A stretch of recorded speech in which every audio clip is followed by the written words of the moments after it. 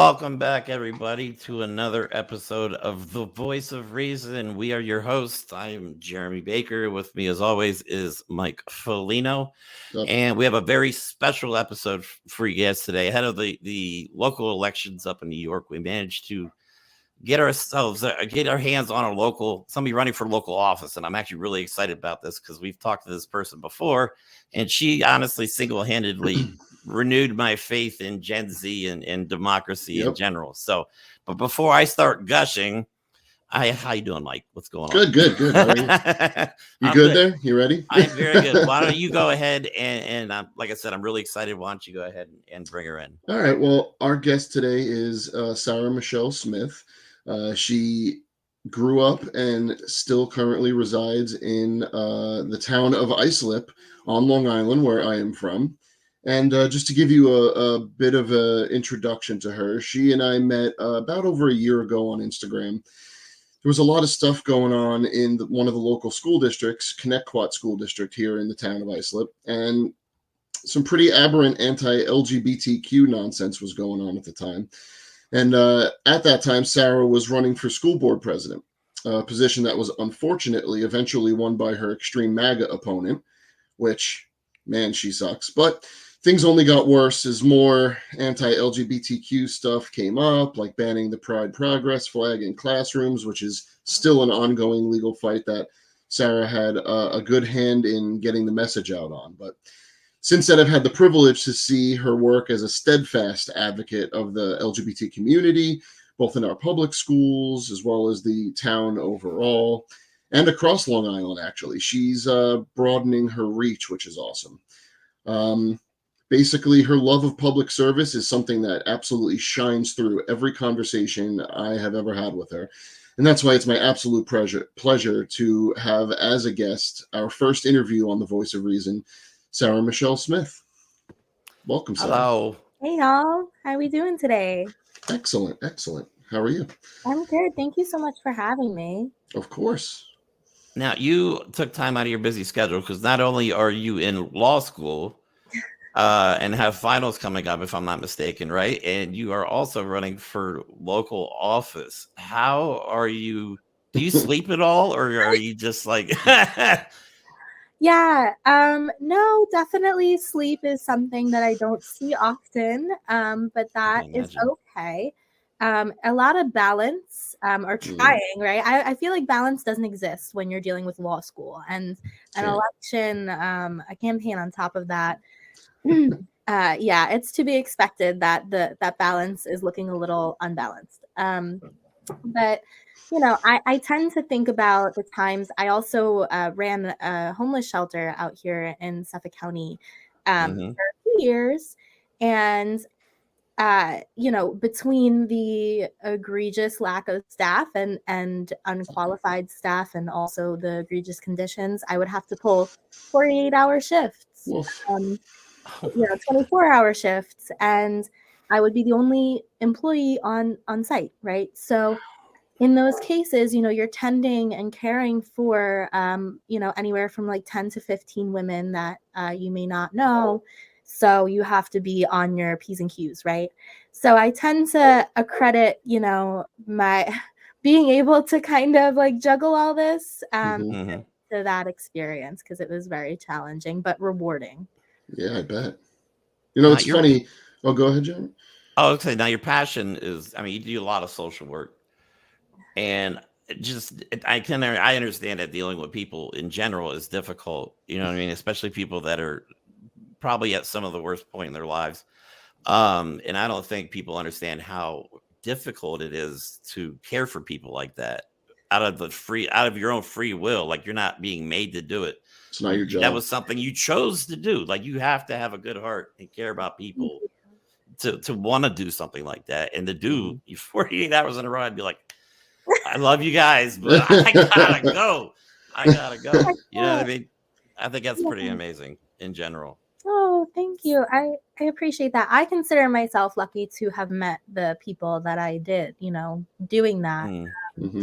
It definitely also opens your eyes to the lack of value that the Mm. prescribes to people that don't have that aren't wealthy, that are under the poverty line, that have been incarcerated, right? A lot of the women that I worked with have been incarcerated or struggle with substance use. And veterans. I also served veterans that were at risk of becoming homeless or homeless. And it's the same thing. The lack of resources in the shelter system in Suffolk County. And then I'm sorry, I can tangent and talk about Do this. it. No, go ahead. After you reside in a shelter for a month, the county will charge you about 90% of any income that you have, whether that's disability, SSI, SSD, earned income. This was, just further, like it pissed me the fuck off, right? Like, want to be in a position where I can help craft policy, because that is not valuing human life. That is oppressive. You don't actually want people to get better and help their own situations in life when you are continuously ensuring that they're beaten down, that they can't support themselves, that they can't support their kids. That's to me, like, that's why I do what I do, because I see how people are struggling and how the policies that are in place are hurting and not helping them. See, that's what's scary is, you have people that are, I hate using the term down on their luck, because it's not luck. 90% of the problems people have with homelessness and under the poverty line are situational or institutional, are just bad situations. Could be domestic violence, could be substances, could be lost their job and can't get another job. So being a privileged white guy on Long Island, not saying I grew up rich, but being a white guy on Long Island definitely puts you at a position to oversee the rest of things from a perspective where you might not actually see the details.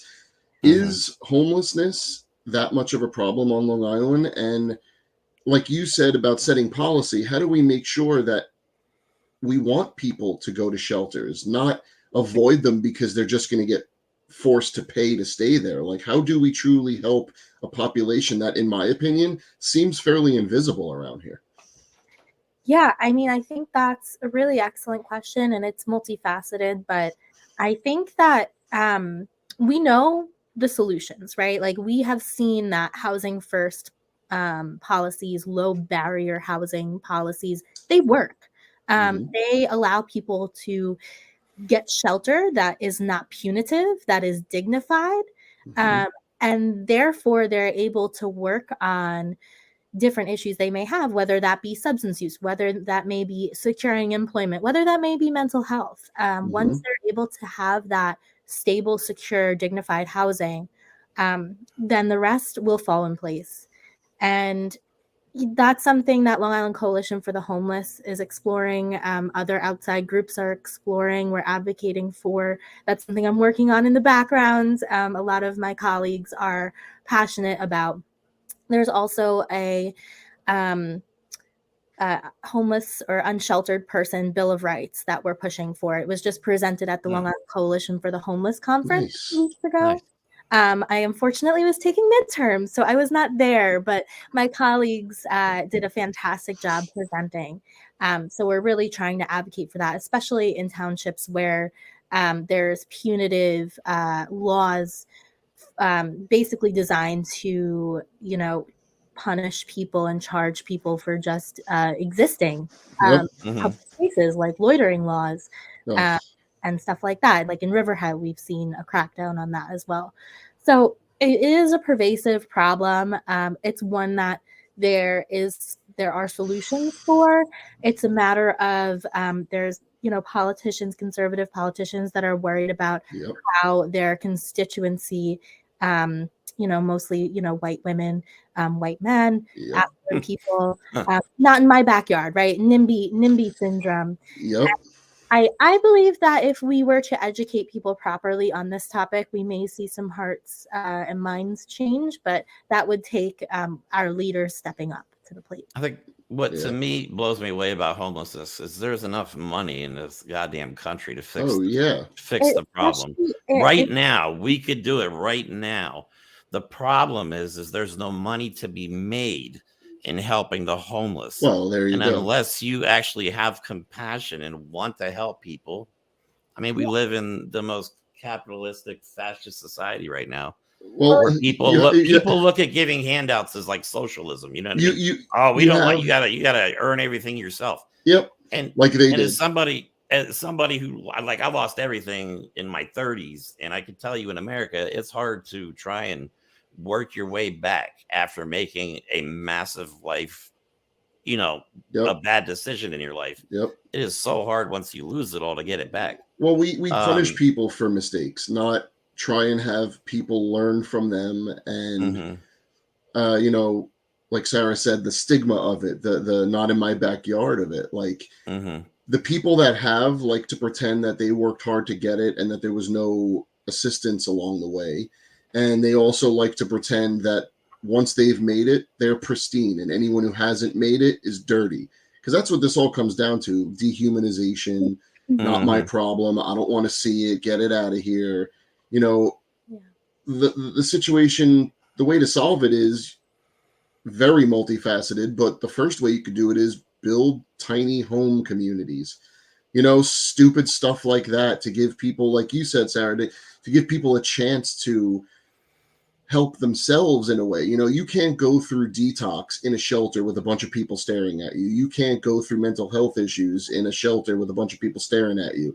You can't get over extreme domestic abuse when there's a bunch of people sitting in a shelter staring at you. We need people to have a private space where they can heal and maybe go home and after some studies, some classes, to get better jobs or to just help themselves, that they could feel like they're people. Like there's something. Our society tends to complain about, and I'll get your input on this, Sarah. They complain about mental health issues. However, they don't want to fund mental health. Correct. They don't want. I mean, we're so short on therapists. We're so short on, especially after COVID. Yeah. Right, and I think people have been ignoring the mental health aspect of this for a long time. But with all the hate and everything that's going on, it's almost creating the mental health issues. Our society is almost creating these issues. And then choosing to do nothing about it. And then blaming the victims of it. Right. Exactly. Well, sorry, you mentioned veterans. How did you get involved in veterans also? Sorry, Jeremy, I didn't mean to. No, go ahead. Yeah, I mean, I was recommended to, after I was working in the shelters and I ran, I had a housemate. It was me. It was myself and a house manager who was one of my very good friends, and we both kind of co-ran the shelter. And it was during the pandemic. It was just after That had to be scary. It was definitely challenging and frightening and saddening. But I was actually recommended to a local organization that helps unsheltered veterans by a friend that thought I would be a good fit. So I took the interview. I really didn't think anything of it, and they took me on. And awesome. It was a really wonderful experience. I got to meet a lot of folks that have served our country and hear a lot of stories. I mean, it was anyone, veterans age range from like 20s all the way till 60s, 70s, 80s. Like I've dealt with. That's awesome. That's crazy. Yeah. And it's definitely saddening to see, people that have given so much of their time and so much of themselves, right? Because often people go into service one person and they come out another person, and they come out, perhaps often with new or exacerbated mental health concerns. And the VA is lacking in their services, and outside services are lacking, right? And it's, it all comes down to basically having your foundational needs met, and that includes housing, right? So it was a lot of that. There was also a lot of elderly folks I worked with in that capacity, and unfortunately have been very familiar with the conditions in our state-funded elderly homes. They're not good. No. It was very upsetting to see. So it's just I've been privileged to meet the people I have and be a very small part of their stories. But it's definitely, helped me continue through, like, because what I'm doing, it's difficult. Like anybody who runs for office that is coming with new ideas, right? You get pushed back, and it can be very taxing, especially with some of the attacks that have come on my family. Right? It's one thing to come for me, but then you come for my family. That's a whole other ball game. That's crazy. That's the type of people we're dealing with. Right. And so in those moments, like I really do think about my veterans, the women that I've served, and how, like, hopefully the vision that myself and my colleagues have, if elevated, could help them. And so did your time with the shelter cause you to want to get into an elected office as far as public service goes? Because there's options for public service that aren't necessarily elected office, but you've said at least once, maybe twice, that you are looking for policy change that you're not seeing. And I'm paraphrasing what you said, but that's how I see it, is you're looking for a change that isn't just more staffing in the shelters, isn't just, more food in the food banks, because food security is a horrible problem.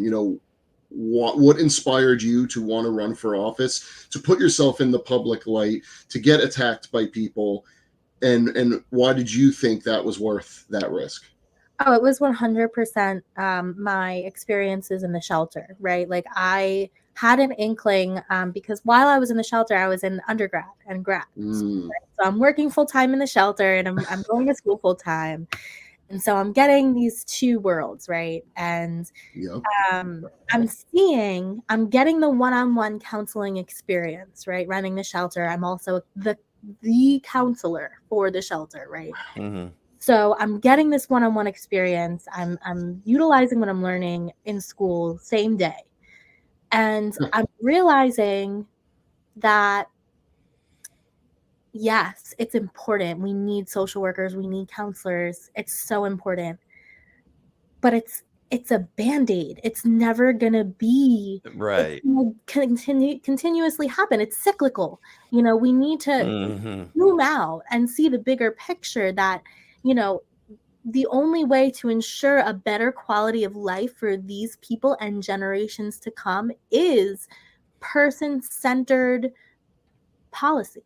And that, to me, for me, if I can help shape policy, that's all I want. I want to be able to ensure a better life for the people around me, the people in my community.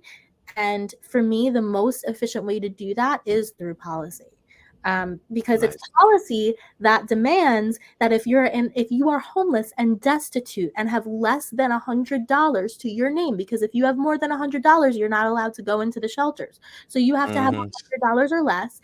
And then if you stay there for more than a month, you need to pay the shelter money, part of the nonprofit industrial complex. So the nonprofits are making money, the county is making money off of your being homeless, and then you're stuck in this cycle where you leave the shelter because you can't afford to pay because you have a life. Right? And then you're back in the shelter. And then even when you finish, and let's say you do get a room, somewhere, right? They have your social security number. So they're going to dock. They're going to set, if you have income on the books, they're going to have a stipend on that. And they're going to take money from you. And you're going to... In Pennsylvania, in Pennsylvania, if you go into like a halfway house, like if you go through treatment and go into a halfway house, like if you get food stamps, they take your food stamps. Yes, they do that at the shelter too, and it's like the food. You pay for your own food while you're in a state-funded shelter, and the shelter's shit, by the way. All right, so all right, fine. I'm speaking from personal experience. The shelters are shit. The most of the rehabs, unless you're rich, are fucking awful. They're not productive places. They're not places where people go and get a better state of mind by the time they get out. They either know more about drugs than they did when they went in, which is what happened to me once, or they just tell stories the whole time and then go out and use again because that's all they talked about for the entire time they were in the treatment facilities. You're right. It's got to change because it's an absolute disaster. And I'm tired of people blaming the addicts for everything. You Well, know it's what I the mean? easy It's fix, right? I wasn't an right, like you addict. said, it's the People get to Band-Aid. say I didn't become an addict. I didn't choose that, so why should I help you? But I'll tell you right now, you look at every single country that has vastly lower addiction rates, rehab, you know, recidivism. I don't think that's the right word for this application, but and you know what fixes that? When your taxes go to help your fellow citizens, which Mhm. is something that the same group of people that don't want to look at the problem, they don't think that they have any reason to help fix the problem. But Exactly. all you're doing is applying predatory capitalism to a system that's supposed to help people, much like our healthcare system, Exactly. much like our public education system, right? Mhm. So to your point, Sarah, you know, it's policy change, it's systemic change, but how do you like? Do you ever feel that you're going in, not in a dead end, but I'm sure you feel frustration, hopefully when this election is over and you are able to really do some good things in the town clerk's office, what's the next step? Where's the next hurdle? Where do you see the fight going? Where does it have to go? And how do you see you helping that? Yeah, I mean, I am so lucky to be surrounded by people that care about the well-being of unsheltered folks, right? And I think that, yes, uh, I will be executing my duties as a town clerk, but the team that hopefully will be elected alongside me in the town of Islip really want to address the problem that we have here in Suffolk County of and Islip of unsheltered folks, and hopefully will serve as a model. I think we're going to um, institute the Health and Human Services Division of Islip again, that was abolished I think in 2013 for no good reason. None was given. So like our taxes are not going to the well-being of us, and other towns have this department, and for us it was just like quietly defunded for no reason and no notice. So we want to bring Mhm. that back, and we also want to bring in people that care about everyone, not just people who have money, not just developers, Yep. and hopefully be a model for the rest of the towns. We would love to bring in people that have ideas with housing first policies. There's some communities that have already expressed their willingness to host tiny homes.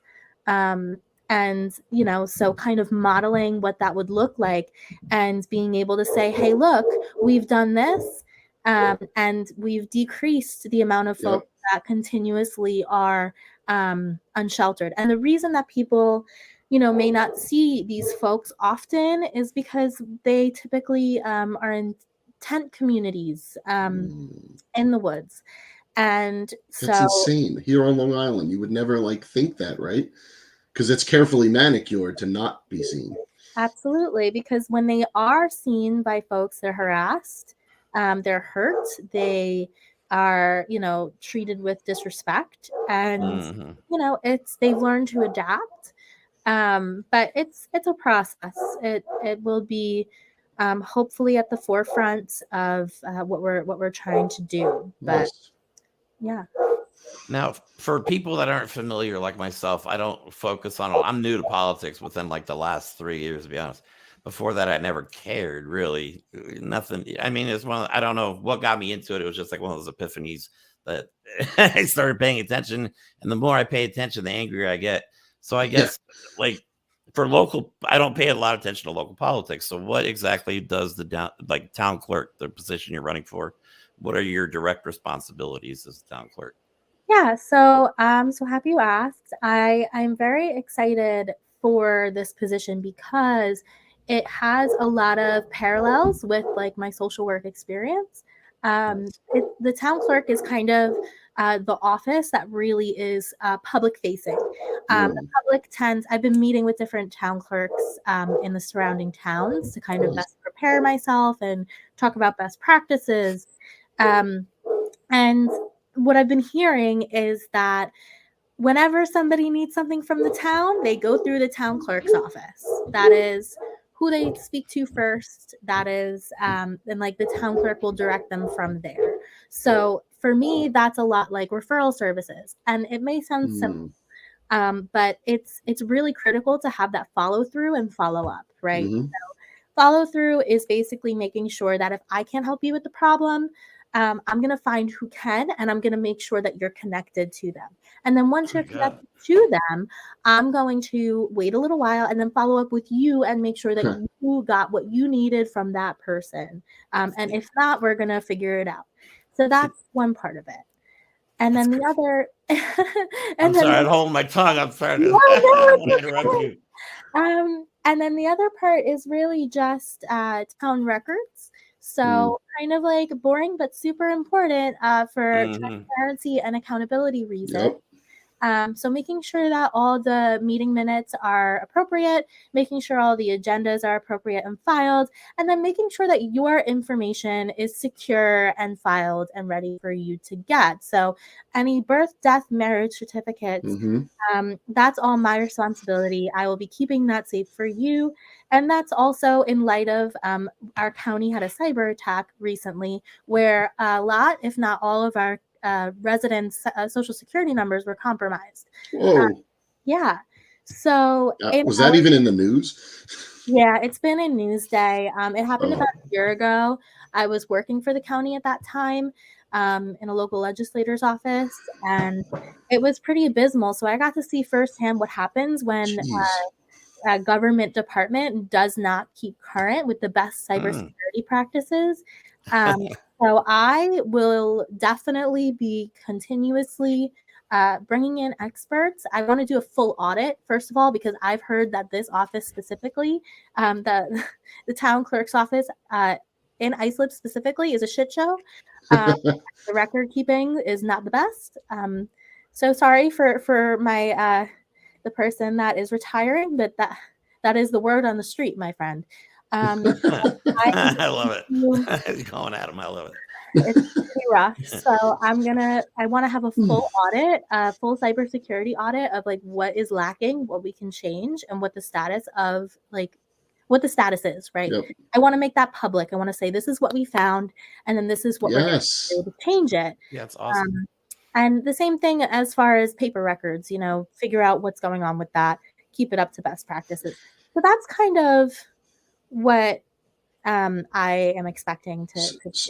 So if I may paraphrase greatly, it looks like you are trying your best to get elected to a position where the responsibility is to make sure the people of the town have a governmental office that they can trust, to respect them, to hold and respect their records, to provide resources to them and the rest of their community.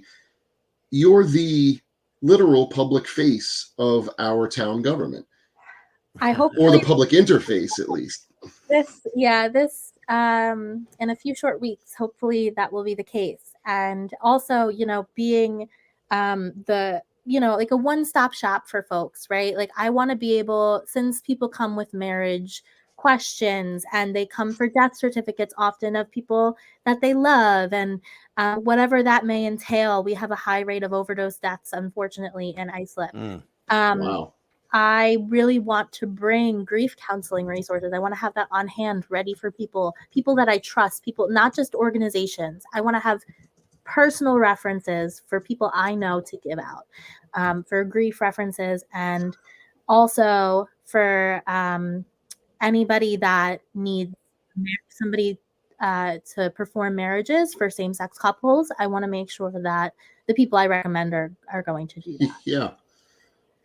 That's awesome. I think what I was getting excited about is you're offering solutions, which the other side of the aisle does not seem to have. Not just buzzwords and blame. Attack. We're mean. We're dicks. We hate everybody. We hate ourselves, and that they have no policy. But and they offer no solution to any problem that we've had in the last how long now. I just love that you have a plan. You obviously know what you're doing. You I mean, you're in law school, you're running for local office at the same time. It's obvious that your heart's in the right place. I'd be shocked if you didn't get, I would be heartbroken if you didn't get elected. But same. Yeah. Thanks, guys. I appreciate Oh. that. It is a very conservative area, but we're hitting the pavement. We're doing everything we can. So that's the thing. You know, they always say the old adage is you get more conservative as you get older. Well, man, I'm getting way more flagrantly liberal as I get older, but I'm more interested in your generation because, as Jeremy said at the opening, you didn't just renew his faith in Gen Z. You made me realize that you guys aren't all just like screenhead TikTok monsters. Right. And what I'm interested in is, as someone who now going for public office can be looked at as a representative of their generation, just like some of the people that are finally getting into Congress. Yeah. Why is that trope of the young kids being, you know, selfish and not care? Why is that actually bullshit? Because it looks to me like you wake up every day and your first thought is how to help the community, not what to do for yourself. So why is it that that is nonsense? That whole thing about the young kids these days, get off my lawn, all that bullshit. Why is Gen Z, because you're not the only one, seem like you guys are sick of this shit and you are taking it upon yourselves to change it? Yeah, I mean, I think that each generation has their own tropes. They have their own things to kind of overcome or, stereotypes, right?